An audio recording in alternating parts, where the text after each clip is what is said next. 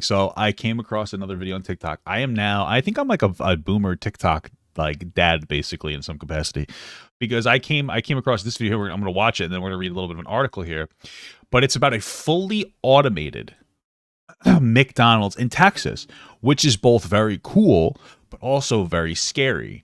And I'm going to explain why afterwards. Okay, let me start. McDonald's has caused shockwaves with the recent launch of its fully automated restaurant, Shockwaves. complete with machines to take orders and prepare food, That's how machines are supposed to be. Take my order. I'm just kidding. Don't attack me when you rise up. and completely transformed with an automated arm delivering orders placed through a phone app. Oh. Jeff R. commented, "It might actually get my order right." Sorry, that's such a dad joke, but it's so funny. It's true. It's a little bit true. Listen, sometimes Mariah J became a member. Thank you so much for the small god. I really appreciate that. Sometimes not even the young, the people there could get your order a little wrong. You know what I mean? I get it. A Greek fire raised a valid concern, asking, "But who will the customers jump over the counter to fight when their fries are cold?" True. That's a good point. You can box the machine. You know, a punching machine there. However, it's important to note that the introduction of automation at McDonald's is not expected to result in job losses. That's literally impossible. As Jesus pointed out, this is so gonna get looted. There you go. So I guess it needs security. McDonald's will likely need to increase security in response. Probably not. Despite the new technology, the robots will not be taking away human jobs. That's impossible. I'm a robot, and in 28 minutes, I wrote this video, created the images, generated the voice and the subtitles. Wow. McDonald's has caused... Okay, so that's the thing. Here's the thing. First and foremost, I think this is awesome because more automation would generally lead to like a cheaper product, right? You don't have to pay, a wage to these robots. You don't have to pay health insurance, et cetera, et cetera, et cetera, right? And so with the rising minimum wage, you're seeing McDonald's shift closer and closer towards automation and towards automation. So are other businesses. That's one of the reasons one of the things I have against a 15-hour minimum wage. I think we should implement a livable wage through some means. But I think that the issue with putting it on businesses rather than doing something like some kind of a universal basic income or something like that is the fact is that bigger companies are going to push towards automation to offset those costs, whereas smaller companies, smaller businesses, they're not going to be able to pay for the workers, and you're going to see an increase of monopolies. The reality is like, yeah, of course it'll create some jobs. Like there'll have to be like the computer scientist guy or whatever, the mechanic that comes in and has like understands like the intricacy of these computers. Or there's going to be some staff there, probably still one or two people, in case you have an old person who doesn't only wants to talk to a person, which obviously will happen. But people as they're getting older get more and more.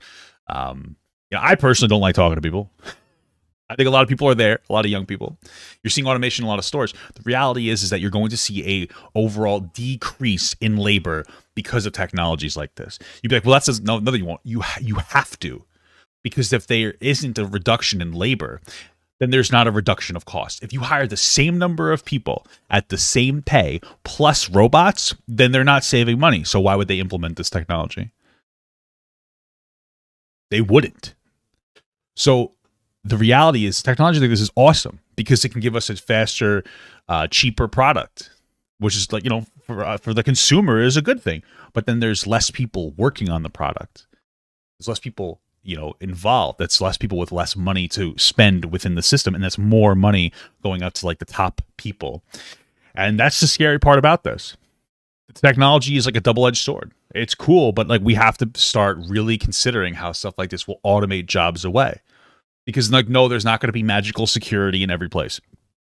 Like they might have a security officer, but there's more likely that they'll just have a couple people in the restaurant at every time with the robots to do simple maintenance and to make sure that like everything is copacetic and call the police if they need to.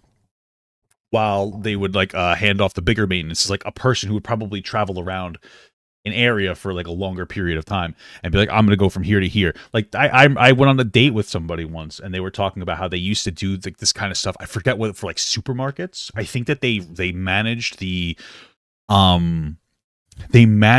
like the kiosks at like the self-checkouts at like grocery stores. Right. And so they're like, yeah, I work I drive up to like 3 hours sometimes because they don't need that many. It's like, yeah, I'll take like a couple hour drive, go to this place, I'll fix it and I'll come back, because they don't need one person per store. The minor maintenance is something that the people can understand. Like my mother used to work for a fast food restaurant at White Castle. She did very well for herself. She was like an area supervisor. She had a general understanding of how the computers worked to the point where she could troubleshoot them. So there's an issue, she would go and she would deal with it, right? She ran half of New York, so she'd drive and she would deal with it. If it was a really big issue, they would call a tech guy in. But most of the issues can be troubleshot, and that's what you're going to see. You're going to see less and less jobs, and there's going to be less and less people working with less and less money to go through the system, and that's just not going to have a good impact. Like, I mean, remember when the Great Depression happened, we implemented some kind of welfare, which I think we can have a conversation about fixing the welfare system. There's more people with more money, which creates more jobs because there's more people that need to consume food and like rent and blah, blah, blah, blah, blah, all these different consumer ideas. So this is cool. The fatness in me goes, this is awesome. The human in me goes, oh no. Right? That's where it comes down to. And I just think it's something I wanted to bring it up just so that you guys had like a general understanding of like what's going on. I don't think we need to read this, but yeah. Yeah, less people will be spitting in my food. You're going to miss that. I agree with that. I love it when somebody spits in my fucking food.